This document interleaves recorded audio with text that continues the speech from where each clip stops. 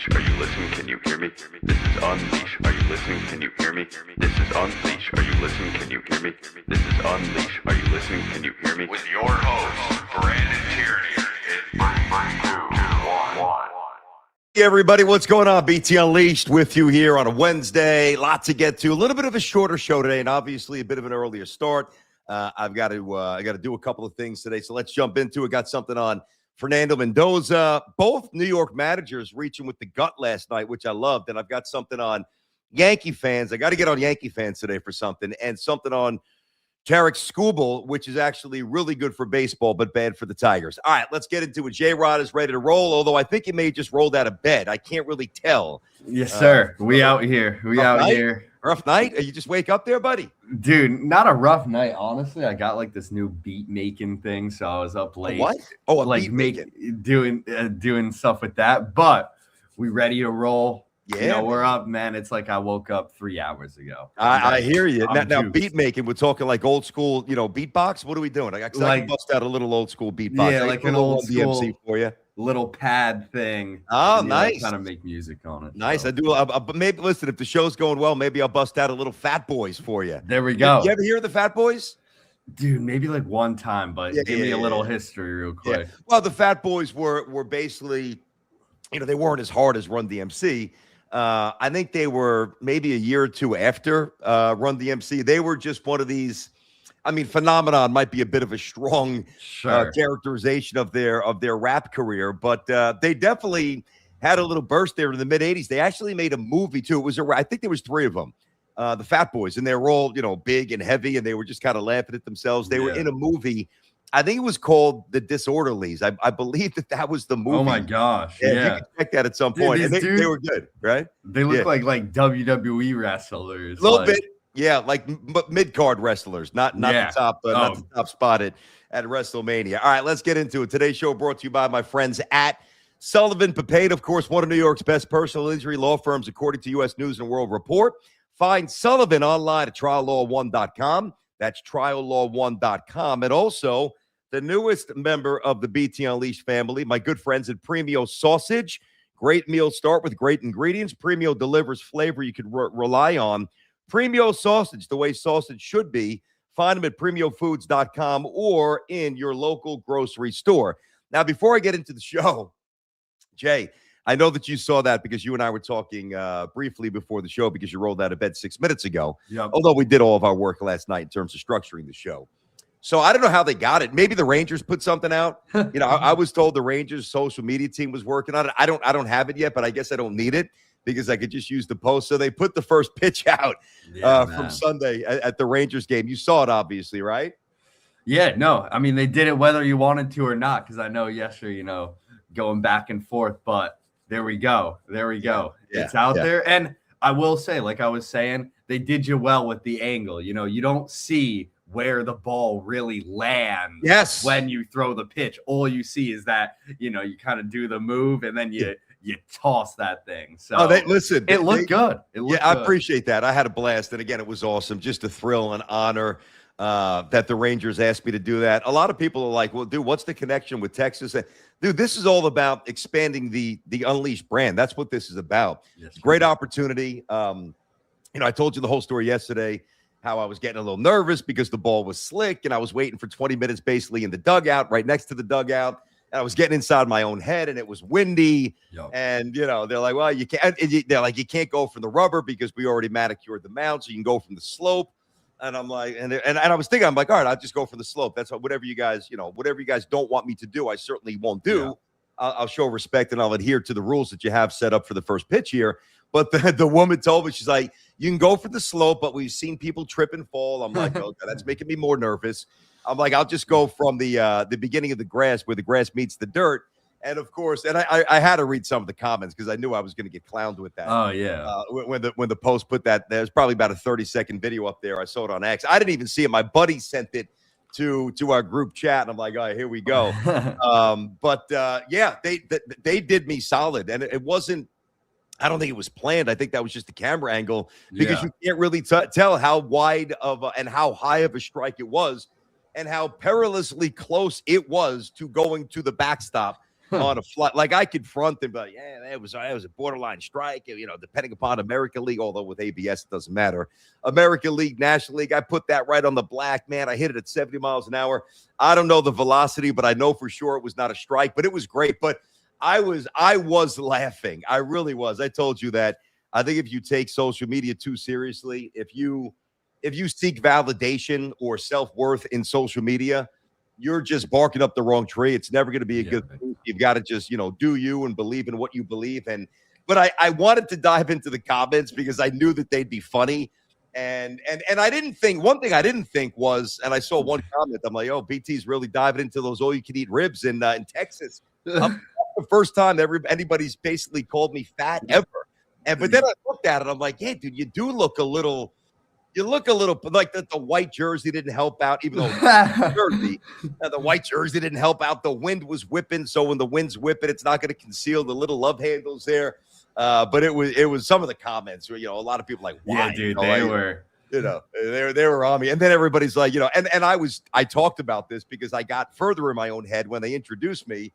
Brandon Turney. I'm like, oh man, here we go. I'm going to get clowned even more on this. But it was great, and had an awesome time. And it's funny, my wife's like, you got to let everybody know that's how we speak out in tech. We got that drawl. So, it's not that he didn't know your name. Yeah, she's trying to make me feel better. She's like, well, they just said it, the way we say it out in Texas with that twang. Brandon Turney, everybody. Give it up, y'all. So I had a great time, and it's out there if you guys want to check it out. What I'll do is we'll download it tonight because we have a shorter show, so I do want to jump into the content. We'll play it for you tomorrow, and you guys can gauge your own opinions or go take a look at it now. I didn't retweet it yet, but it's out there. The New York Post on X had it. I'm sure it's on Instagram. I'm sure it's on TikTok. I'm sure it's everywhere that you could possibly find content. All right, brother. TikTok, 15 days to the NFL draft. Now, I spent some time yesterday on how they're like Peter Schrager had this, that maybe the Jets are now, he has Bailey going to the Jets at 2, where everybody else known to man with a laptop and an outlet to put out a mock and have somebody publish it has basically had Arvell Reese from the Ohio State Buckeyes going number 2. We'll see. I'm intrigued by that because if somebody does love Reese and the Jets are kind of, 50-50, well, maybe Reese with the upside, Bailey more of a ready to contribute edge rusher right now, because he's been doing it forever. He's thought to be a little bit more polished, but not as explosive, blah, blah, blah. Cue all the boring, regurgitated NFL draft rhetoric. He's more game ready, ceiling, floor, hips, the hand in the dirt, whatever it is. I don't know who they're going to draft. It's probably going to be one of those two guys. But what I did like about that, and this is just to get into the Fernando Mendoza stuff about not going to the draft, but what I do like about that is that it potentially, obviously you need somebody else to work with here. Somebody would have to love Reese or somebody else that the Jets can pretend that they really like now at this point. Because I think the Jets have been so quiet about this, which is another good sign that the building is finally having all those leaks shored up. I remember telling you guys, like I had somebody in the building, because when I was doing the show with Sal, who, we're talking about the Jets, and he would just be texting me from inside the building, hey, this guy's coming in for a workout. This isn't true. They're thinking this guy's going to get benched. I mean, I would never divulge his name. I appreciated it because it allowed me to bring something different to the table, different perspective, some more, how the Jets were actually thinking and what they were doing. But that's not good for business from a Jets point of view. So they do seem buttoned up. The Giants seem buttoned up. Obviously, the news with Dexter Lawrence. Harbaugh spoke about that. I thought he hit the perfect chord. I think that I do not think that he will be traded. I said that yesterday. I myself would be much more intrigued and amenable to trading him if somebody comes and knocks my socks off with an offer like Dallas gave the Jets or the Raiders were getting for the Ravens before the Max Crosby deal was rescinded. Either way, there are now 15 days before the draft, and you'll see more and more, unfortunately, character assassinations. This guy's not all in. This guy's lazy. This guy's not a great teammate, whatever it might be, right? This guy doesn't love ball. And it's all, scouts and personnel people basically besmirching a young man's character for their own gain, hoping somebody will drop so they could get that player. It's a nasty game. It's been going on forever. I can't stand it. I used to work for, I guess it was 7 years on TV with Amy Trask, who I love, who was the first female executive in the history of the NFL with the Raiders back in the day. She was the COO hired by Al Davis. And she's not she's fiery in her own way, but her presentation, doing that show, and I did it with Shine and Bart Scott, London Fletcher, we're cut from a different cloth. Me and Shine is non-NFL players who just, love sports and get a little nuts here and there. She is brilliant. She might be the smartest person I know outside of my sister. But that would drive her nuts. She would always go hard on that. And her message was, hey, if you're going to do that and try to ruin or impact somebody's earning power and what they've aspired and what they've worked for their entire life, then you got to put your name behind it. So nobody has the guts to actually do it. And I don't mean people on TV who get paid to talk about this, like Orlovsky and others, obviously, that played the game and followed the game. She's talking about people within organizations. So it's a dirty game, and it's going to get dirtier these next 2 weeks or so. But Fernando Mendoza is going to skip the NFL draft. This was a big story yesterday. It's not a big story to me. I get it, why it's a talking point. I certainly understand that. But you've got to, I choose to analyze this through not so much my prism, but through his personal prism. And it's what he wants, and I get it. I respect everybody's opinion. I might disagree with some of them, but I heard a lot of people say yesterday that it's a bad look that he's doing the NFL a little dirty. Oh, what the hell does he owe the NFL at this point? Honestly, the only people that he will be beholden to will be the people in the Raiders organization. That includes Tom Brady, obviously Davis, the owner, and everybody else that's involved with the Raiders. And I can tell you this, I don't know if he's going to be a superstar. I like him a lot. I don't know if I love him. I'm not sure he's a can't-miss star. Some of his throws, I'm not going to get into that now, like the off-platform stuff, not a great athlete, some accuracy issues here and there. I think he's a winner, and I think he's locked in, and I think he's all football, and I think he's got a big enough body and the measurables in the arm. Those things check. So I think he's going to be good. That's my opinion of him as a player. But what does he owe the NFL at this point?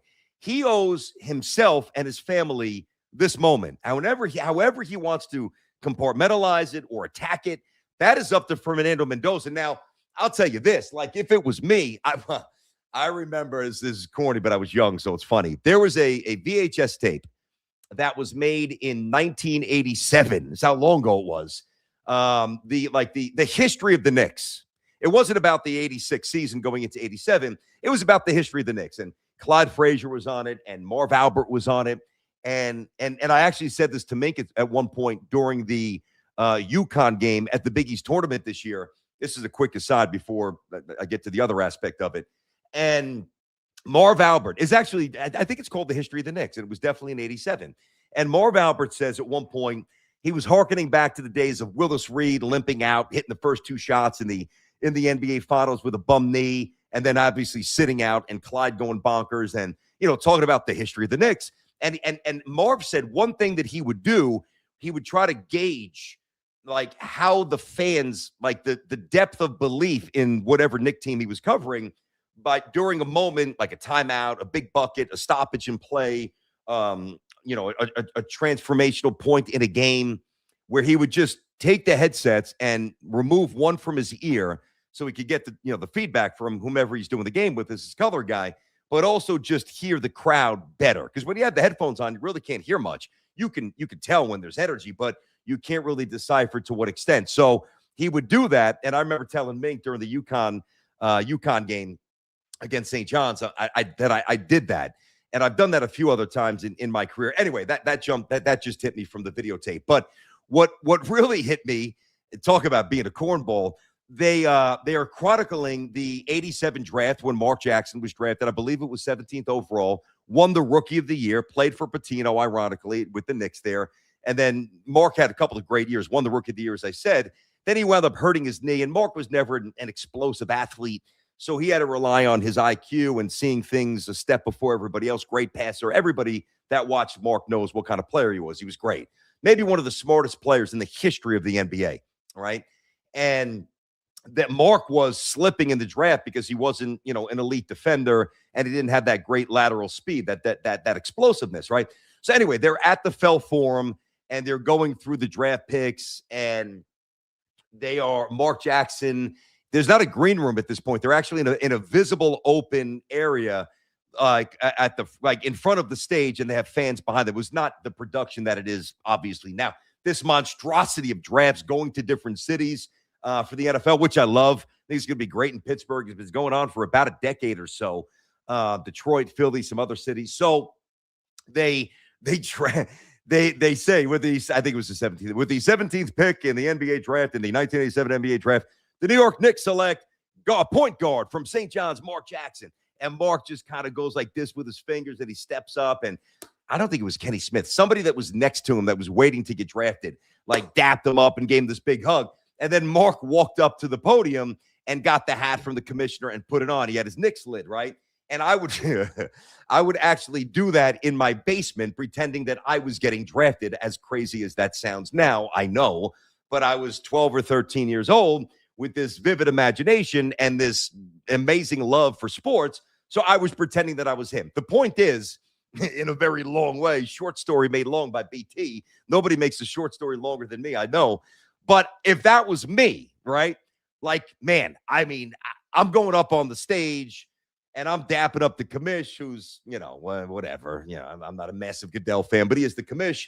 I'm getting my lid. I'm getting the photo ops. I mean, I don't know if I'd be rocking an earring, but I'd have one sweet suit on. I'd probably have a little bit of bling, maybe. And I'd be up there for my moment. Well, it's up for each player to internalize how he wants to attack that moment. And I haven't heard like robust criticism of Mendoza, to be fair, because everybody knows what his mom is dealing with, MS. I don't know if that's the impetus behind this. If it is, there's nothing else to talk about. It's a degenerative disease that there's no cure for. It's basically a hideous, almost sadistic and just unfair breaking down of the body, where you just the functionality is gone after a while. That's why she's in a wheelchair. But if you watch the college football playoffs, or if you watched Indiana during the year, during some big games in the Big Ten, she was there all the time with her husband and obviously Fernando's dad and some other family members. So she's able to get around. I don't know if that's it. And everybody who I heard talk about this very wisely and with great sensitivity obviously broached that. But even if she didn't have MS, and even if she was able to walk and, have a different physical existence, there's still nothing to criticize, because this is how the young man wants to, go through his indoctrination and celebrate his moment. All the years of being overlooked by Miami and transferring, and just from Cal and having, I think they went 6-5 and they made a bowl game, and he had that great post-game interview where he was like over the moon euphoric about and just how it showed his leadership, and it showed just how connected he is to his teammates, which obviously bodes well for him. I don't see the issue, and there is no issue. Trevor Lawrence did this back in 2021. So, yeah, I mean, he's never going to, we're not going to, and I don't care. The NFL is not going to have the photo op and the picture for social media, and it's going to seem a little hollow, understandably so, a little empty. Imagine if like Peyton wasn't there, or back in 85, if Patrick Ewing wasn't there. Like, that is a really cool moment. And for most of these young athletes, it's the culmination of really truly touching their dream. Because Mendoza hasn't touched his dream yet. We all know he's going first to the Raiders. We all know he's going to get $1 gazillion, especially if he gets a second contract.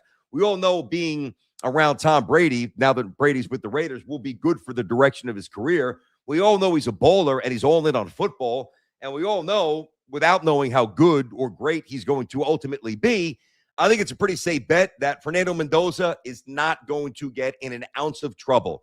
The only thing that he might do wrong, and this is by no means wrong, I'm obviously being sarcastic, is sing too loud in church. Like, that's it. Like, he might overshadow the choir. That's how into faith he is. That's a great thing. So I love it. You've seen baseball used to be like this, obviously, before they followed suit. And now it's televised on the MLB network. And Aaron Judge was there years ago in Secaucus. And I think Mike Trout may have been there, and others may have been there. But we all saw the footage from Derek Jeter and Alex Rodriguez, and Alex versus A-Rod, and the Jeter, a couple, I think it was, how many parts was the Jeter one? I think it was at least 4, maybe, whatever it was. We all saw when he got the call from the Yankees when he got drafted 6th overall. and he celebrated with his family. Now, we didn't really have the option back then. If anything, I really respect it because I got no skin in the game. I don't care what the ratings are for the draft. I don't care that there's the first player chosen doesn't get to stroll across the podium and shake the commissioner's hand. Big damn deal. I respect his commitment to his family. Now, I also know that the green room is very accommodating, but I don't know how big his family is. Like, what if he's going 30, 40 deep? Like, what if I happen to have a very small family? My grandparents, because I'm older now, are no longer with me, unfortunately. I wish they could have met my children. That would have been amazing. On my wife's side, both of her parents are still alive and healthy, but her grandparents are no longer with us. My parents are alive and healthy, thank God. So we have that. My sister, has two amazing, beautiful daughters. My aunt and Uncle Pat and Angie, Bensonhurst, their whole life out east now. But that's kind of it. Like, we're a really small family. And because I go to Texas for a lot of holidays, we don't do the holidays together when there was like maybe 11, 12, maybe 13, a couple of years if we had a girlfriend or a boyfriend or whatever it may have been. But so I come from a fairly small family, but a lot of people I know come from, they've got, 4 or 5 siblings, and then they get married, and then you got nephews, and you got nieces, you got cousins. Like, if it's a 30 deep or 40 deep production, I'm sure they could be in the stands, in the seats in the arena, or in the area, whatever. In Pittsburgh, it's different now, as we know. But this is what he wants, so go get him. Revel in the moment. There's a lot of people that you want to hug and a lot of people that you want to embrace, and there's going to be a lot of tears that night. And if that's what he's doing, awesome. Hats off. Salute to Mendoza. There is absolutely no issue. There is absolutely no problem. That's that for me. This is becoming a bit of a problem. I got to get on Yankee fans here.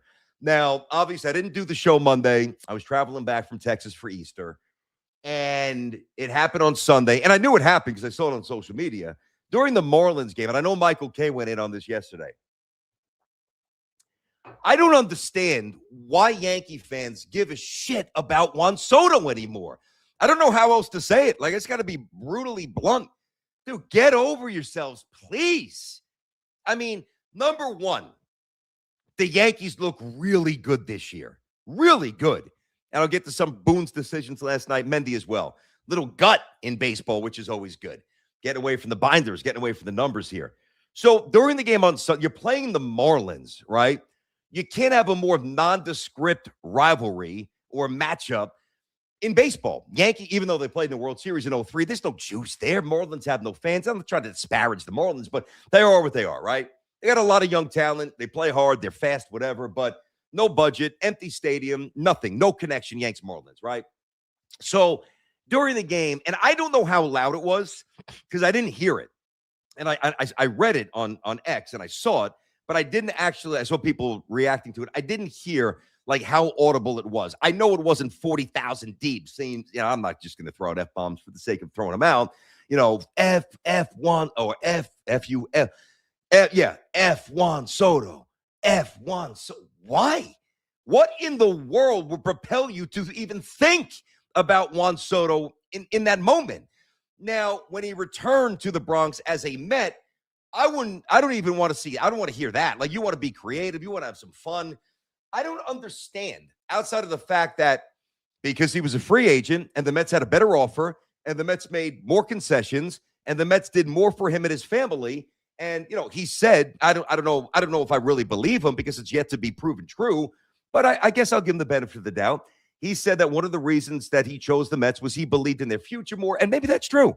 Maybe Bench is going to be a stud. And, I love McClain and, Vientos is hitting again and Alvarez is hitting a little bit. I don't know. Did he really think that? Or was that him convincing himself that that's part of the reason why he left the Yankees, where he had a great relationship with Judge, had his best season as a pro, got to the World Series, played well in the World Series, hit the entire postseason, and decided to leave for a team with a lower profile and that hasn't won a championship since 1986. And I'm not bagging on the Mets. That's just the history, all right? And that's his choice.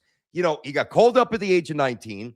He was able to hit free agency at a very young age, hence the inordinate and exorbitant contract that he got. So why? I don't think about Juan Soto at all. Like, you can choose not to believe me. I don't really care. It doesn't matter if you believe me or not. The only time I think of Juan Soto is when I'm watching the Mets and Juan Soto's playing, which, by the way, to do my job effectively is pretty much every night. Now, he's out for a couple of weeks. I know he's on the 10-day IL with the calf. It's retro to, I think it's April 4th, so they bought a couple of days there. I think it's going to, and Mendy said this, I think it's going to be more 2-3 weeks. No need to shut him. Like, why are you rushing him back? All right. The Mets are 4-0 without him. Let him get fully straight. Let him get fully healthy, medically. Let him feel good. If he needs a game or two at Syracuse, whatever, put him there, call him up. He's going to hit when he wakes up with his eyes shut. That man can hit. But you just got to understand that it's such a petty look, Yankee fans. And I'm not going to defend you against people who go in on you for being petty or being still overly consumed with somebody who's no longer here. Listen, both things could be true. Juan Soto was a great Yankee for a year. He was phenomenal. He really was. And not only was he phenomenal statistically, he's a different level box office than even Aaron Judge. The whole shuffle, which he did a lot more that year. The penchant for coming up big in these high leverage moments. A little bit of a different swag and a little bit of a different presentation than Aaron Judge, who's got his own understated swag, but it's just he's got a different vibe than Judge. And it was awesome. I mean, it worked, and it was a great fit. And I thought he was going to stay. But, I've said this a few times. Go find the YouTube show from the day after when the Mets got him. I came in, I said, Sal, you won. Have your moment. Let's go. I'm going to lay out. Because we talked about it for months. So I'm not going to get in the way of Met fans celebrating them getting a great player from the Yankees. All right. Now, I think that, and I haven't heard Met fans doing it as much, which is why I'm calling out the knucklehead Yankee fans who still subscribe to this childish, infantile, petty response and characterization of what Juan Soto was here.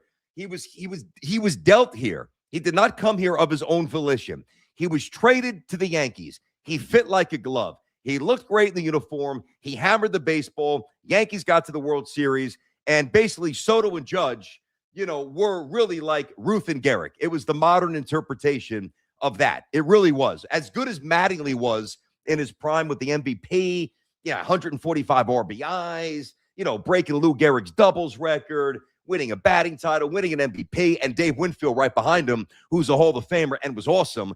Like, I don't. This is going to sound over the top, but they couldn't shine Judge and Soto's shoes together. Like, that tandem was the best I've ever seen in all of baseball, not just with the Yankees. But you've got to get over it. Like, if you're playing the Mets and you want to drop F-bombs, which, by the way, is not great with kids around, but I'm not going to preach. I'm not going to tell you what to do. You pay for, as long as you're not throwing batteries or throwing beer cans or whatever it might be, or hats or anything at Juan Soto. Chanting, all right. I mean, again, it's probably a little bit much at this point. I thought he got showered with the proper treatment a year ago. I thought it was warranted. I thought it was on point. I thought Yankee fans were great. Yankees had a better season than the Mets by a mile. Yankees didn't accomplish what they are supposed to accomplish, so it wasn't a great season. It was just a good season that was fun. That was better than the Mets season, which was Juan Soto's first season with the Mets. We'll see what happens in year 2 and year 3. But I delineate between the Yankees and the Mets. You have to.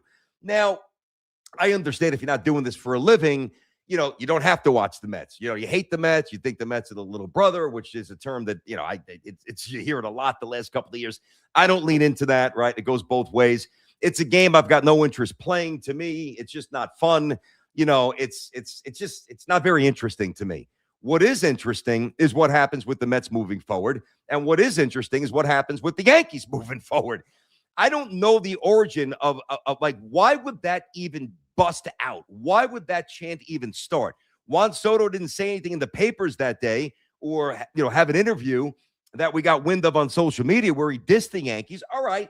Maybe if he did that, then if he did do that, then I have a different response. Like if Juan Soto came out and he was like, listen, I played at both places. Met fans are better. Yankee fans are overrated. Like if it was personalized, right? If he went that road, do whatever you got to do in terms of saying stuff. Again, not in the physical manner, but Just roast them. You can do it every night, even when they're playing the Tigers or the Twins or the White Sox. I don't care. They're playing the Phillies. Shout, yell whatever you want. But my goodness, God almighty, we got to get over this, guys. It's just awful. It really, yeah, I'll get to Rosario. Good morning, buddy. What's up, dude? The Pinstripe Bugle. Good website. They got some good content. If you guys want to check them out, give them a follow. And obviously like and subscribe this, of course. But I mean, Rosario was great. I'll get to it. It bothers me. It bothers me because, number one, it's incredibly unoriginal. Number two, it's crass. It's unnecessary. Juan Soto was a good dude here. He is a good dude who loves baseball. He was a great player for the New York Yankees. And because he had the first choice of his career, he had the first choice of his career. And he chose to leave the Yankees and he chose to leave the Mets. Let me ask you this. If Juan Soto decided to go to the Dodgers, and some people thought maybe he would, right? Would you be chanted bleep you Soto the other day against the Marlins on Sunday? Would you be doing that? If you went to if you went to the Phillies, right? Would you do that? The answer is no.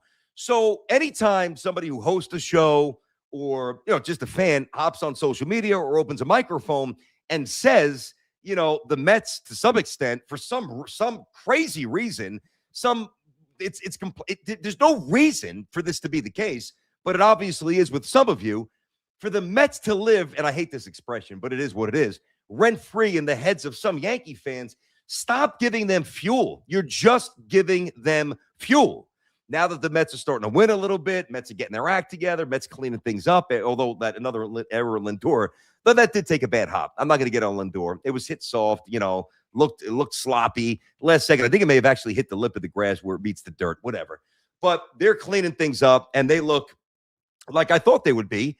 Low 90s win team, but eventually a playoff team. And I think the Yankees will win 95, maybe more, based on the start with the return of Cole and all the reasons that I love the Yankees this year. If the pitching is what I think it will be, to get to, and maybe this time actually win the World Series. But I don't think about Juan Soto except when I watch the Mets. Oh, Juan Soto's up. He's a great hitter. All right, let me watch him play. Let me watch him do his job. Just like I watch Beatty. Now there's heightened interest because he's better than Beatty. Just like, when I'm watching Alvarez or Benj or if Taylor gets in that bat, whatever it might be, he is a baseball player that is not on the Yankees, that didn't do a damn thing to you, did nothing to you, didn't shit on you on the way out, didn't disparage the Yankees, didn't disparage the fans, and maybe more importantly, never led you on that he was going to return to the Yankees. It wasn't like there was this detailed 2 or 3 month breadcrumb trail where we're connecting dots on a daily basis saying, oh, man, there's no way this dude's leaving. As long as the Yankees come correct with the money, which they pretty much did, he's staying. I mean, you could tell. He's waxing poetically about the Yankees' history and, every other chance he gets to talk about the great pairing of Aaron Judge and what it's like to play in the Bronx and play in the boogie and the vibe and the feel. And didn't say that, he was very, very business-oriented. Never showed a card, never gave us a real cue, which is why as the season went on, I'm like, there was a minute, I will give you this, and I've said this before, there was a minute where I'm like, he's not going to leave. Remember, the optics of the Mets weren't very good for a big chunk of the season. And I remember saying on the fan, I'm like, I think that matters a little bit. Now, the Mets obviously wound up having a very unexpected run. Vientos went bonkers in the postseason. Mets almost got to the World Series, blah, blah, blah. But like if the Mets were a 77-win team with no juice, empty seats, weeknights in September, no pennant race, no stretch run, no real interest, nothing palpable about the Mets except that they were having another Mets-like season, well, then I think that would have been worse because I think it gave Juan Soto a chance to look there and say, all right, they got a couple of young players. Wow, this is what Queens is like when they got 40,000 deep and they're playing playoff games and they're winning. It's interesting. It might not be the Bronx, and that's for other people to judge. I'm not a player, so I can't possibly judge that. But I thought if the Mets really languished for 6 months like they were for a while and didn't finish strong, I think that optically that would have been bad for Juan Soto going to the Mets. Now, maybe it wouldn't have been. maybe the ultimate concessions that the Mets were willing to make that the Yankees did not, which, by the way, I respect the Yankees not doing all the things the Mets did. The Mets did that because the Mets had to. Like, the Mets had to present an over-the-top presentation and make these massive concessions that, quite frankly, the Yankees have never had to have made. Now, if this is going to keep going, like, say, like a School Bowl, or if a Skeens becomes a free agent, whatever it might be, well, then I might be sitting here in a couple of years saying, yo, maybe the Yankees do need to make concessions because the Yankee brand is not selling it, which, by the way, it's not. But if it ever hits that point where it's undeniable, because the Yankees still have some great players, and Max Fried wanted to come here, Garrett Cole wanted to come here, right? So, and I feel like Skeens wants to come here, but you never really know until you know. It's just a lot of nonsensical, petty, juvenile noise. And you continue to feed it. You continue to lead into it. So, Yankee fans, just cut the nonsense, man. Worry about the Yankees. And I know I can say this. I could get even louder, and I could curse. There's no need to, but I could, get this. I could give you a 30-second viral clip. That's wow, what BT went off. I'm not trying to go off on anybody. I'm just telling you just get a grip. If you're a Yankee fan that's still so consumed with Juan Soto, I mean, you got to stop tripping. You talk about the Fat Boys before. Again, I'll throw a word, a little bit after the Fat Boys, but we'll throw the word tripping. You're tripping. You're bugging. That was a word that we used. Before tripping, you were bugging. I don't get it. I really don't get it. Pay attention to the Yankees. It's a pretty damn good story. You know what I mean? My God almighty. It's played out. Charlie F, 6675. Charles, what's happening, buddy? Soto's played for the Yankees for 1 year, so it makes no sense to have an extended amount of hatred for the guy. He played for a longer time for the Nats and the Pods. Yanks pivoted with Fried and Belly. Yes. Now, I happen to really like the Yankee pivot. What would have been this is a little bit, in a different direction, but what would have been the great move, what would have been the old Yankee way was to, just throw more money and get Soto and make him not able to say no. So you keep Soto. And, oh, yeah, by the way, you also get Max Fried, and then maybe you get Belly to play first base. Like, that's what George would have done. But I'm not getting into a George Howe thing. That's not the point of this. The point is toward the fans. I don't know what percentage it is. If you're playing the Mets, that's one thing. Have at it. Have fun. All bets are off. Just keep it verbal, not physical, obviously. I'm not here to preach, but most of you know that. But to hear a bleep you Soto chant against the Marlins is the height of idiocy and pettiness. And again, you're just giving Met fans fodder to clown you because you do look like a clown when you do that. It's not original. It's not funny. It's not witty. Well, again, I've got to say one more thing. I've got to reiterate this. Juan Soto was a good dude here. Juan Soto comported himself like an absolute pro because he is an absolute pro. Up until this stint on the IL, Juan Soto hadn't been on the injured list. I think it was 2020. Yeah, it was right after COVID, 2021. This guy shows up every day and plays. I mean, this guy is as immersed in the craft of hitting, maybe not defense, but the art of hitting, doing his job as a hitter.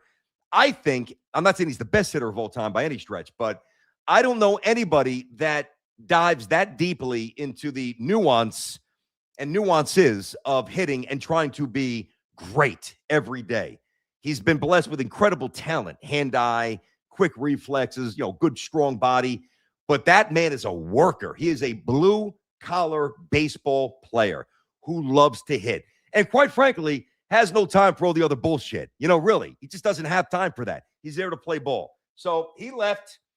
He's going to flourish again with the Mets, and we'll see what the Mets do as a team. But guys, enough. I mean, I'm trying to help you out here. I don't know. J-Rod, you got to feel me on this, right?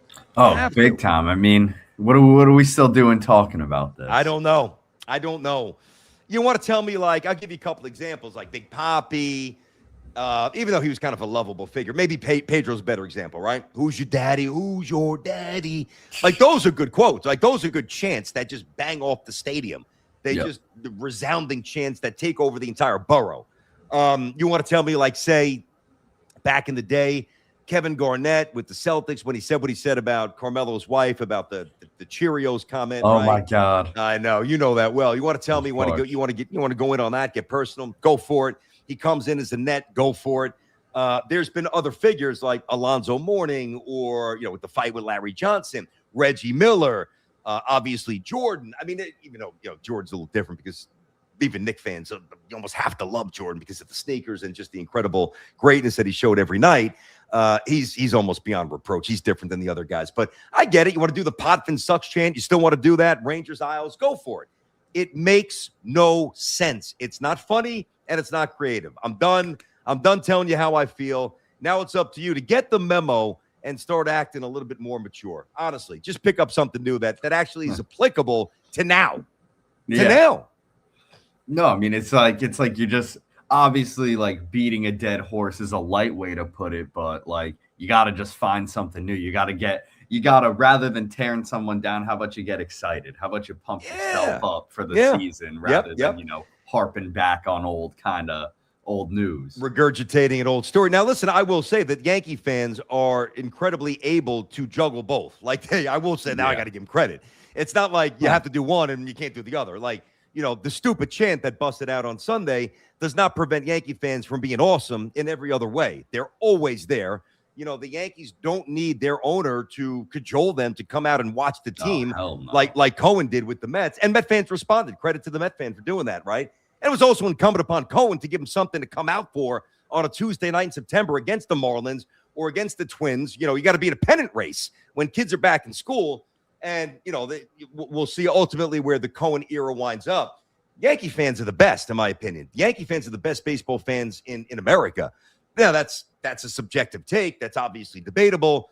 Other fans could take claim to that, including Met fans. They could say that. That's my opinion because they're always there. They're always vocal, and their IQ is through the roof. But when you are dropping F-bombs toward a player who's gone, and it's not like it's the first year, even if it was 2025 opening day and Juan Soto's playing with the Mets, his first game, and the Yankees home opener playing whom I forget who they opened up, the Giants. I don't know. I think it was the Giants, whatever. And they bust out that chant just to give him a little needle, one last FU for Lee. Okay. I wouldn't say it. I think there you go. That fits. You're hurt. You're wounded. Let it out. It's cathartic. Enough. Hey, how about my guy Boone? Aaron Boone last night. Got something on him, got something on Cam Schlittler, have something on Mendoza, and then something on Tarek Skubal. I got to bounce after. I got to get probably about an hour show today. All right, so obviously the A's started a right-handed batter, right-handed pitcher. Ryan McMahon is atrocious. Like this, we all know this. Ryan McMahon is horrendous. He is he's one of the worst hitting third basemen I've ever seen. I feel like the moment that he gets in the batter's box, it's strike one, it's strike two.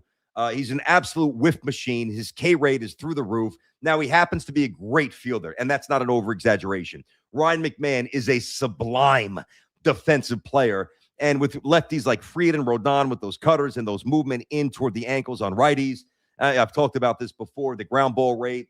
They're going to be banging a lot of balls into the dirt, and you need somebody like Greg Nettles over there, and he's not that far off from Greg Nettles. Oh, it's blasphemy.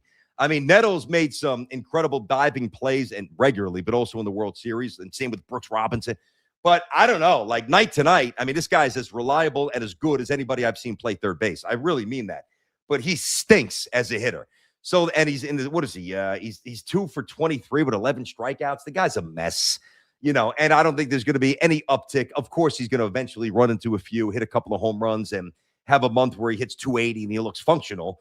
But it'll be a mirage. At the end of the day, I want Ryan McMahon in terms of getting 3 or 4 at bat. You want to put him in late last night like they did for defense? That's fine. Do the same thing in October. That is not a guy that I want in the bottom third in the 9th spot, especially if 7, 8, and 9 stinks. Now, 7, 8, 9 last night did some damage. Rosario, a couple of the bombs. Caballero stole the base. Wells was on base. But those 3 guys, I just don't trust. You know that. We'll see what Volpe is because he's going to come back and take Caballero's job immediately. And he should because Caballero has not distinguished himself enough. But the point is, Boone had a decision to make last night. Now, I'm not going to go over the top and say, it was like Casey Stengel or Miller Huggins-like or Billy Martin-like because he decided to sit down somebody who was in the throes of an anemic funk and there's no signs of him busting out. But, all right, that's easy to bench that guy. Anybody could do that.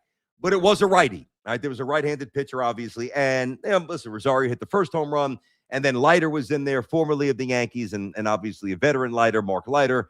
And he let Rosario hit again, and he rockets. I mean, that ball, they estimated that it went 417 feet. I didn't think he had that kind of juice. I know he crushes lefties, and he's good. And I like that they have him for the bench as a hitter.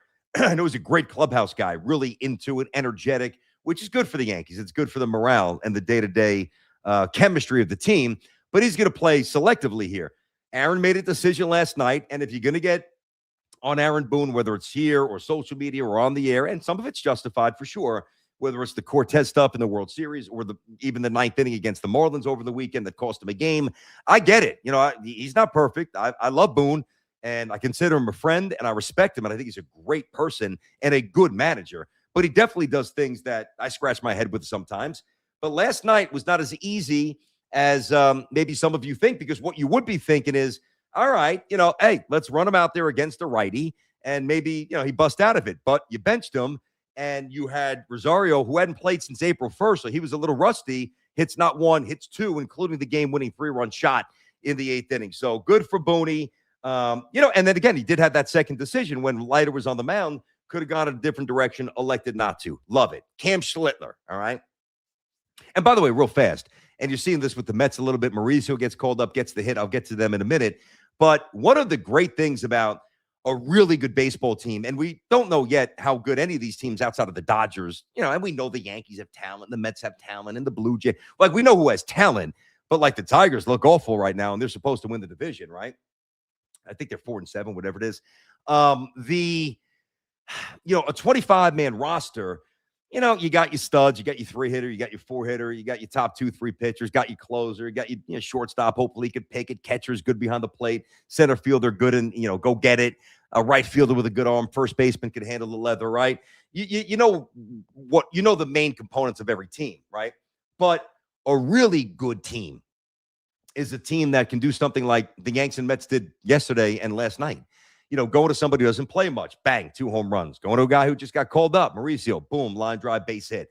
Like, to utilize all those players, especially for it's kind of easy. Well, it's not easier to work a bullpen, but I think it's a little bit, quote unquote, easier to get guys in games because, the score, mop up situations, splits, lefties, righties, whatever it might be. You can kind of lean on things, and you can lean on the numbers from a pinch hitting point of view as well.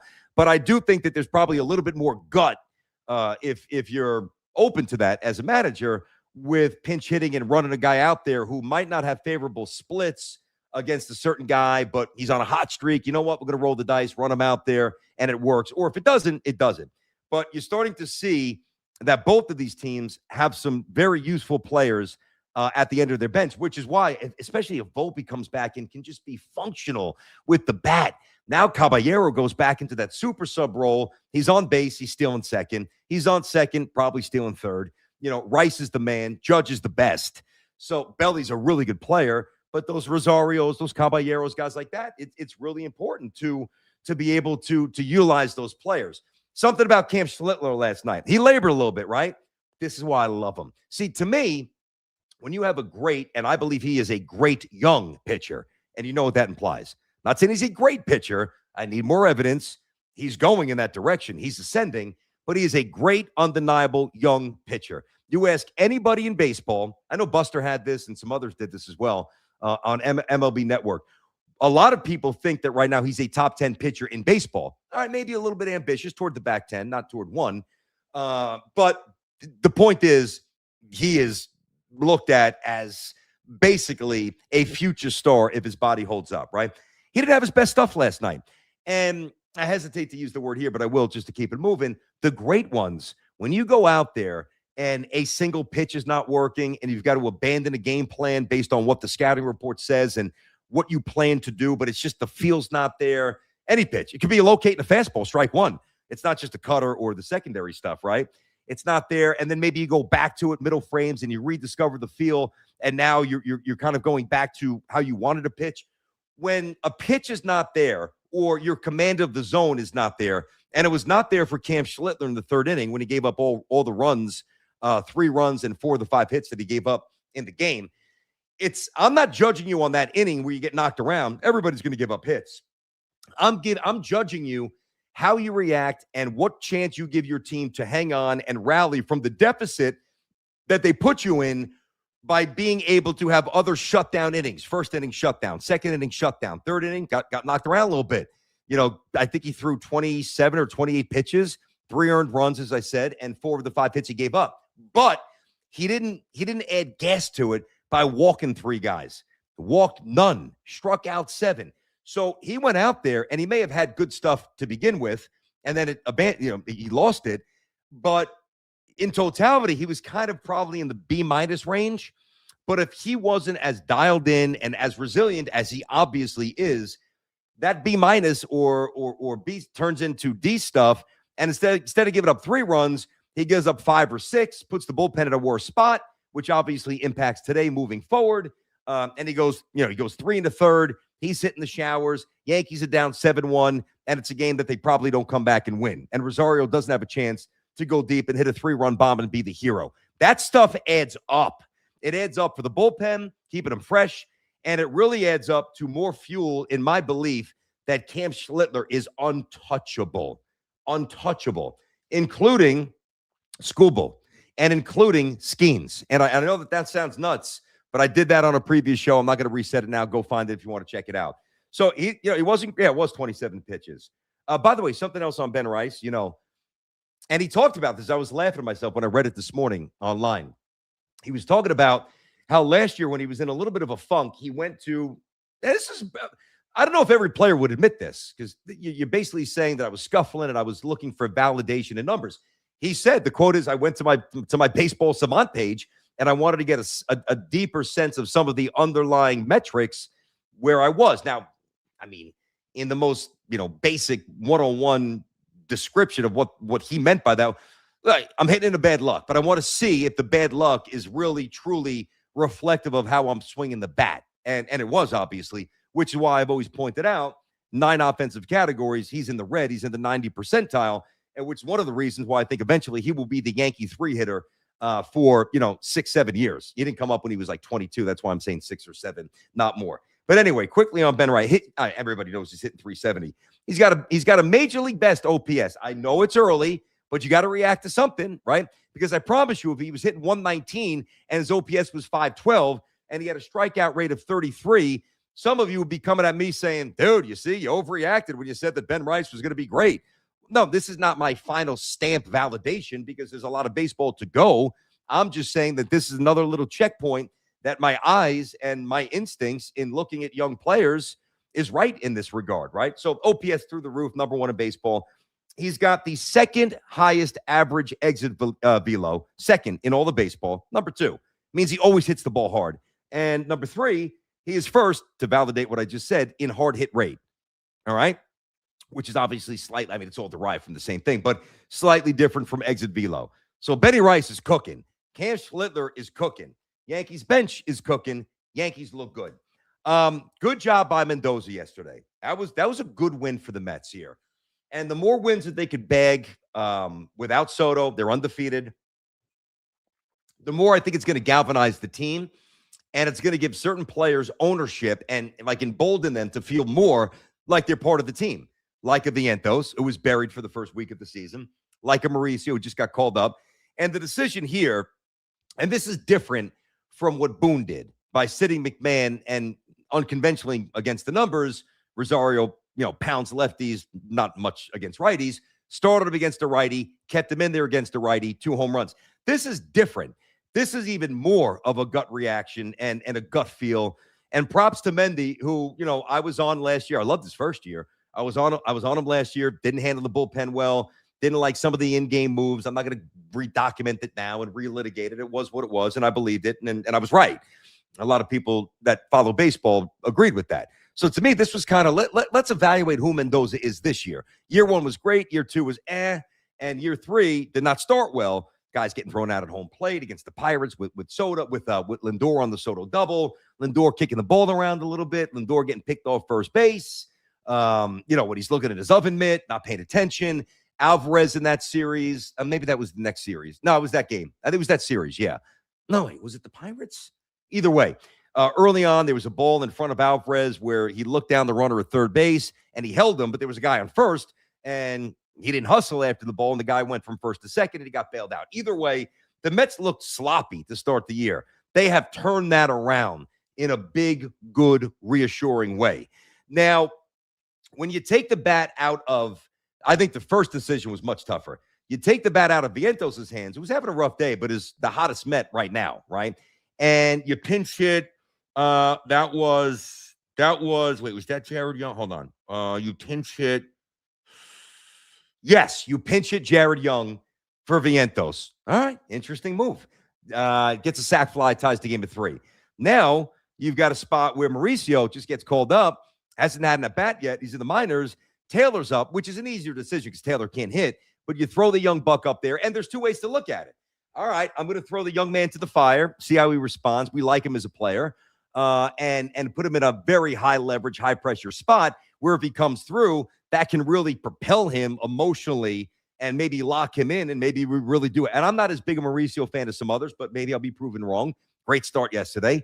But the converse to that is maybe you want to ease in a young kid in a more benign situation. He went for the pressure-filled situation, as much pressure as there could be in early April, but he just got back from the minors. Pinch hit, good crowd, wild. Nice comeback by the Mets. Peralta, I want to see him start pitching better. And bang, rips an absolute missile to right field. Mets win when he hits for Taylor. So you saw a little gut from Boone last night. You saw a little gut from Carlos Mendoza. Yankees look good. Mets look good. Hit you on the Fernando Mendoza stuff. Let me give you this, then I got to bounce. Jay, get a couple of comments up there. I want to get a few in here. Things that you think are good. Lindor should start every season on the IL and start in late May. That's when he wakes up. Yeah, it is what it is. I mean, Rob Ryan, thank you for that. I'm not just going to bag on Lindor, but it is. I mean, I understand that you can explain away a lot of his slow. Well, I mean, you can try to explain away. I really don't, because to me, and I don't just lean on, well, the numbers will be there. I'm not just talking about Lindor. I'm talking about anybody. Like, to me, the great hitters. Here we go. Another Lindor micro dissection of Francisco Lindor. It's not intentional, but and it's not a diss, but it's my way of viewing him differently from some of the other absolute undeniable superstars in the game, right? And you know who they are. It's a short list, and Lindor's not on it. He's the next list, right? But Aaron Judge, Soto, I know a little sluggish last year with the Mets, but new situation, whatever. Those kind of guys, Witt for the Royals, Henderson, Ohtani, like, they don't always start out, hitting 160 in April, just grinding through, 60, 70, largely unproductive at bats. And I know that he generally gets his numbers there. The power's there. He steals. He's usually a good fielder. Last year, he was not. His defensive metrics took a big step back, and he doesn't look very good this year. So that's a story we got to follow, and we will. But it is hard to argue with the totality of his production. But that's not good enough. That's the easy way out. To be a superstar, and that's been my only criticism of Lindor. I grant you he's a star. But if you're a superstar, you can't have these wild fluctuations in performance. Now, you can, and if you still choose to label him a superstar, then our definition of a superstar is just a little different. That's fine. I'm not mad at you. We just view it differently. We look at it through a different prism. If you're a superstar, I got to know that, within the first 7-8 games of the season, you're going to get cracking here. And you have a decent April. You're going to get off to a good start, and you're going to be going downhill the rest of the year, and the numbers will be reflective of whatever they are for you historically, and every player is different, So that's my knock with him. But no, I mean, obviously you're joking around, starting in the minors or on the IL, whatever it was. No, I just wish he could be more consistent, and he's not. But he's done it basically every year he's been here. So to yell about it, and to find the reasoning, cold weather, I don't know. I don't have the absolute answer for you. But it's a thing. And if Soto really is out, let's say worst case, they said 3 weeks. Mendy said 2 to 3. Let's say it's the worst end of that, and it's 3 weeks here. And say Vientos cools down, and, Bichette's showing signs, and I love Bichette, but let's say he's not really ready to join the party. If Lindor has another shitty April and the other components aren't there, and even if, say, when Soto comes back, he's a little rusty and he kind of scuffles a bit, which is possible. He's a human. Well, the Mets are now 7-4, so they stabilize things. But if they didn't correct things with this 4-game win streak, those little mini streaks in the wrong direction add up. So, again, I'm not going nuts on Lindor today, but you asked me the question, or you made the point. It is what it is. Pedro says the Mets need to move Mendy out. I didn't see that. I don't need Pedro to tell me that. I've said that before the start of the season. We talked about it last year. Some of you chimed in on the fan. Mendy's on the hot seat. Mendy should be on the hot seat.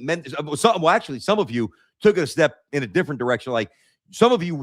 I don't know if I had to say percentage, maybe 15 to 20%, fairly on the low side, wanted the Mets to fire Mendoza. I never said that. What I did say very clearly was, if it doesn't look right, if it doesn't smell right, taste right early this year, the Mets with the investments, Peralta now, the money, the salary cap, the just basically their salary, what they have on the books here, the expectations, like if it looks sloppy and the chemistry, however you want to quantify that, wasn't there early, and it really, languished into May and spilled into deep May, maybe early June, then I would fire Mendoza. I've said that, because there's only so long you can accept underachievement, to an extent where, and I don't mean October underachievement, or coming up short in September, whatever. I mean, when it didn't look right the previous year. Let's say, I'll give you an example.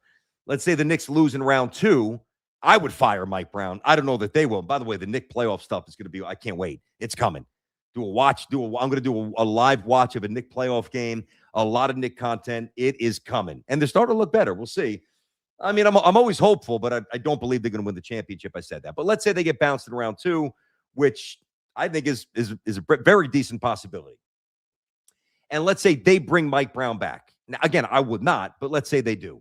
And think about all the noise, early exit, didn't get as far as Tibbs last year. You're going to hear Tibbs thrust back into it. You shouldn't have fired Tom Thibodeau. And maybe you can make that point more clearly, more effectively, if they get bounced and it's ugly and it's before Tom Thibodeau's team got bounced a year ago. Maybe we'll have that if we have to have that conversation. But let's say the Knicks don't fire him and they bring him back, and the Knicks are 6-7, which seems unfathomable for a shitty NBA. I mean, if you just have 2 good players, you're not going to be 6-7 through 13 games. But if they are, well, then the noise will come right immediately. Fire him. Fire him. That's just the way the game goes. That's the way it goes here. It's the way it works. Whether it's right or wrong, it is what it is. I was reading that the Jets are looking to trade the number 2 pick, and there's a lot of teams that are interested at Vince 908. Well, I've said that. I really think, and I'm not just saying this to say it, I really think I was the first one to say that I really want the Jets to be proactive and try to aggressively find somebody to trade out of the 2 spot. And I don't have time to do it now. We've got 15 days to the draft. I've already done it on prior shows. Go find it. Check it out. Show it to you Jet fans, your friends. I also did it on the Jets Collective, which is a new show I do once a week with Rich Samiti, Jake Asman, Thursday at 7, episode 3 this week on YouTube. Like it, subscribe it, all that good stuff.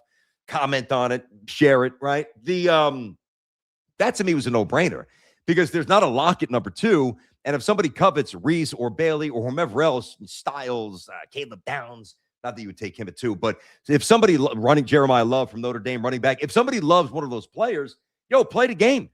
Play the game and get more draft equity and build this thing out the right way, which Muji seems inclined to do. It's not a Band-Aid. It's not like, hey, even though Gino is a veteran, whatever, it's not like, all right, we got some good players. Let's do a Hail Mary. And I was down with the Rodgers move. I can't contradict myself. I was excited when they got Aaron Rodgers. We all were. It's Aaron Rodgers, man. But they're not doing it. It's not a microwave fix.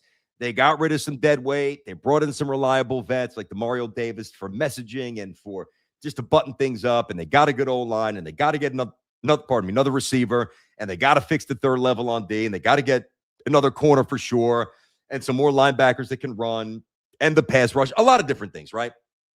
It seems like they are, but at least Muji. Now, Glenn's going to be judged differently than Muji, I believe, and I believe he should. But Muji is going to attack this draft, number 1, very stealthily, in a very stealth manner, which means whatever they're thinking, we won't know. And as much as we want to know, I almost don't want to know, because if we don't know, I mean, I could surmise and I could tell you and offer conjecture on what they should do, and I have. But if we kind of get to, the Jets are doing, to me, that's a bad sign that the holes in the Jets building haven't been shored up. So it's quiet as a church mouse. They got a ton of draft picks, 3 next year with the ones, 2 this year. They are ready. You just got to make the right draft picks and get the right players. But I do think that they are more than amenable. I think that they're actually proactively seeking out a dance partner to move out of 2. We'll see. All right, last thing. So you should be, unless you're a Detroit Tigers fan, of course, you should be rooting for the Tigers to implode. Now, I don't know that they're going to. The division stinks. You'd have to imagine they'll stabilize this. And I'm not reacting after 11 games. They're 4-7, and they've lost 3 straight. So before this, they were 4-4 playing 500 ball, like a lot of teams in baseball, right? Schedule is pretty interesting when you look at who they opened up against. 3 at San Diego, a lot of talent, but the Padres are an under 500 team right now. They're 5-6. 3 at Arizona. D-backs are 5-6. 3 with the St. Louis Cardinals at home. Cardinals are a little surprisingly 6-5, a little bit better. And at the end of the year, they're going to be a 70-something win team. They're terrible. And then 2 in where are they now? So they've got 3, 6, 9, 11 games there. All right. So as I said, they're 4-7. I gave you some of the teams they played against. It's early. They're a good team, not a great team, not great talent, good talent in a shitty division, right? So let's just say that 4-7 becomes 8-14. Probably not going to happen, but let's just say that it does. And this is what you should be rooting for. Every team. What if 8-14 becomes 12-21? And you could just keep playing the game. Just go in that direction, Take where they are now and just replicate that start, and you're going to have the numbers that I just gave you. 8-14, etc. Well, at that point, not necessarily in April, but if that continues, they are going to have to trade Skubal. There's just no doubt about it. And if you are a Yankee fan, although I don't think the Yankees have the prospects to get it, because the Tigers will want Ben Rice, and I wouldn't even let them finish the sentence. Click. We'll try to get him in free agency, find somebody else. We're good, because we know he's going somewhere for rental, and then he's hitting the open market, right? So I don't think the Yankees have the horses to get him. I would give up Lombard for him. They probably would as well, but I don't think he's going to the Yanks. The Mets will be interested. The Dodgers are always interested. You'd have to think the Phillies would be interested. Maybe the Brewers as a bit of a dark horse, right? They're good again, even though they lost Peralta, and every year lose some good players. They're good again, and they catch the ball, they run, like they play a good style of ball. If they could get him as a rental, obviously can't pay him big picture, so they would never be able to get him as a free agent. That might be enticing to them. I don't really know the depth of the Brewers farm system, but they generally draft and develop well, so I'm sure it's at least slightly above average. The Red Sox are off to a rough start. Red Sox have some issues. I don't know what their appetite would be, how many more great prospects they have. Like there's layers to this, layers of investigation. Toronto, but like any team that really views themselves as a true World Series contender, and I just gave you 7 of them, and maybe the Padres get their act together, whatever. Who am I missing? Maybe the Reds. Reds are pretty good this year, competitive. They were pretty good last year with Francona. I don't know if I really missed anybody. And AL Central's weak. They wouldn't trade him there anyway. I think I pretty much gave you all the American League East teams. Maybe the Braves. I'll throw them in there as well. The more that this looks ugly for the Tigers, the more they are going to feel the pressure to trade him. And at that point, you're trading him from a position of weakness, not strength. All right. So, maybe this is a figment of my own imagination. Like, I don't think you're getting somebody as good as Skubal for 90 cents on the dollar. That seems highly implausible because he's Skubal, back-to-back Cy Youngs. But Tigers can't afford him. So he's not going to be a Tiger after this year. And what is the point of keeping him around? Which is why this is something else we talked about on The Fan. Like, we both thought they should have traded him this offseason. If you have a player like that, like the Padres did with Soto when their owner died, who wanted to pay Soto, but then there was a pivot there financially. If you are a team and you simply don't have either the resources or the desire or both, I think the Tigers have the desire. I don't think they have the resources, all right, economically. So if you fall in one of those two categories, especially if it's a lack of economics to do it, well, you're an idiot if you wait to the last minute because, yeah, you're going to have 6 or 7 teams lining up to get him. But think about the amount of teams that you would have in the offseason if you gave Skubal 32 starts in Toronto or 32 starts with the Mets or 32 starts with the Braves or 32 starts with the Yankees. Now, this is a pipe dream. I don't think the Yankees have the horses to get him because Jones is a non-prospect for me. I know Dominguez is hitting. Maybe you get something there. I don't know. Lombard is a stud. He's off to a good start as well. You got some young pitching. Maybe there is an enticement there. But just for a second, could you imagine? Oh, my God almighty. Could you imagine the Yankees traded for Skubal, right?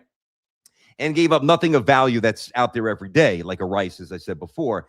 And their rotation ultimately in July or maybe even June would be Oh my God. Fried.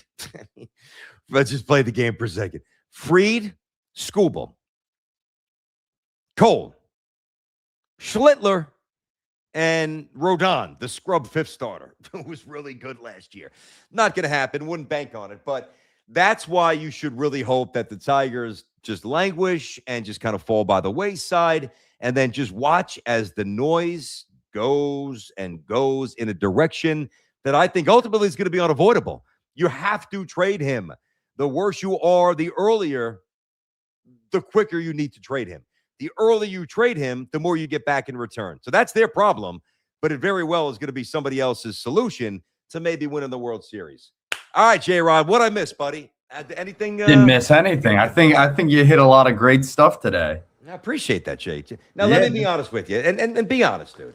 I want you to get to a point where you feel as if you have the latitude, the freedom, the respect, and the juice to say this. So you just said, and I appreciate you saying that, and I think you're right. I think we had some good stuff. Condensed show, but some good stuff. Good stuff. I thought that played into it. Yeah. Maybe. But you just said I presented some good stuff. Would you ever say, if I had a shitty show, would you and mean it would you ever say, dude, honestly, not one of your best shows, didn't have the energy, which I'll always have. The day that I don't have energy is the day that I stop doing this. You didn't have energy, you didn't have anything interesting, you were all over the map. You weren't buttoned up. The show was a mess. Would you ever say that, J-Rod? We'll see. Probably not on cam. Probably not on the camera. No, I want you to say it on camera, man. I give you that card to do it. Really? Bro. Okay. We're a team, man. Come on, don't you know I'm a great teammate? Yeah. You know that. Great teammates. The best teammate. That's the best. Great teammates give their teammates a chance to shine and a chance to show their value. So a lot of your value is behind the scenes, but I think that would be welcome value. That I think that listen, I've got a good sense. Like I call it like my quarterback clock, if you will. Like a quarterback knows when he's got to get rid of the ball because he knows somebody's coming because it's taking too long to develop. When you do this for a long time, you kind of know. All right, show's dragging. I got to punctuate something. I got to spice it up. I got to change topics. I got to go to a call when you could, or I just got to change it up a little bit. I want you to have that quarterback clock, and it's not going to happen overnight. But I want you, and I promise I won't jump on you. I will give you. You might get a raise because then I know I even more, and I already know I got a trench guy. But then I really know I got a foxhole guy. If you're willing to call me out like that, say, BT, not your best show, buddy. We got to come back stronger tomorrow. Then I'm going to say, I know, and I already know. But then I'm like, I really know that this is the cat that's going to be a part of the Unleashed fam for a long time. Well, then I guess one of those shows got to pop up. Honestly, we've been batting pretty well recently, though. I feel like we've been hitting a lot of stuff. I mean, today I liked a lot because I feel like it was poignant. There you go. Poignant. One of my favorite words. Yeah. That is an underused word. Poignant. Yes. All right, let me wrap it up, man. Obviously, I want to thank the sponsors. Good job today, Jay. Brought to you, of course, by Sullivan Papane, one of New York's best personal injury law firms, according to U.S. News and World Report. Find Sullivan online at triallaw1.com. That's triallaw1.com. And also by Get the Grill Ready, Premio Sausage. Great meals start with great ingredients. Premio delivers flavor you can rely on. All right, Premio Sausage, the way sausage should be. Find them at premiofoods.com. That's premiofoods.com or in your local grocery store. I got to bounce. J-Rod's going to do all the post-production stuff. Like it, subscribe, get the word out there. Hit the comments. Obviously good for the algorithm. You guys know this by now. Share it with your buddies. Get it out there. I really want to hear your reaction to what I said about the Yankee fans with the ridiculous FU Soto chant. Get a grip. Come on. Show a little more class. Show a little more range. That ship has sailed. It's over. All right. The other stuff with Mendoza, with the draft, Mendy with the Mets, the gut move, Boone having a great night in the dugout for the Yankees last night, Schlittler plowing through with a B- game. All great stuff to react to. 15 days to the NFL draft as we just run to what's going to be an awesome night and a great week, great couple of days, really, with all the rounds, but a great week or so leading up to, and then a couple of great days after it, really recapping and taking stock of where the NFL is at that point after the draft. So I got to go. Have an outstanding Wednesday. You guys know I appreciate you. Like it, subscribe it, all that good stuff. Have a great day. Peace.